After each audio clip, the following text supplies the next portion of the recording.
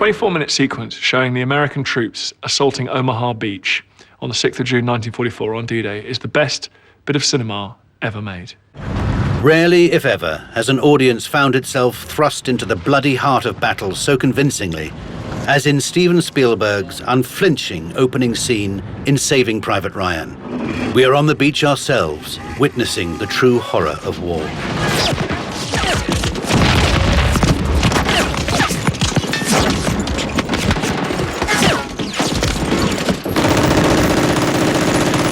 Hyper-realism, the shaky camera. You actually were that first person viewing on your way to the beach. And what it is, it brings it right down to the individual.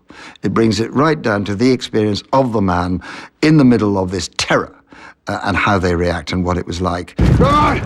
Oh!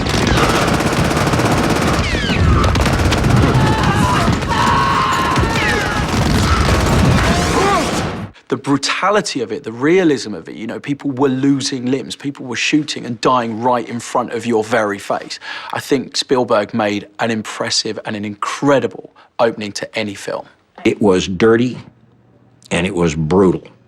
And that's exactly what Omaha Beach was on D-Day, June 6, 1944. Saving Private Ryan may run to nearly 3 hours, but it's the first harrowing 24 minutes that live long in the memory. A startlingly accurate reconstruction of the D-Day landings, in which 10,000 Allied troops perished.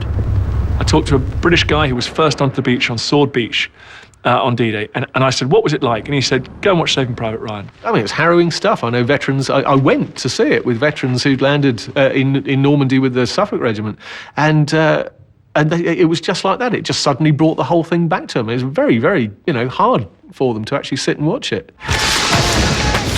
It is no accident that this famous scene is so believable. Spielberg ensured that the casual savagery of war was depicted in grisly detail and in real time. Nothing is left to the imagination. No detail too insignificant. What are you guys? 104th Medical Battalion, sir! Here to set up field operations! Get rid of that crap! Grab yourself some weapons! Follow me!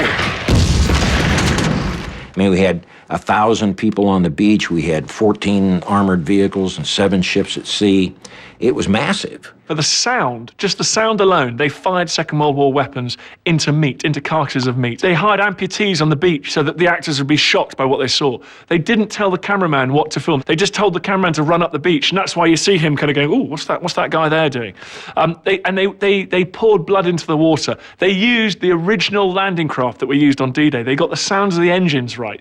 They got incredible attention to detail. It is a stunning opening to any movie that has ever been put on the big screen.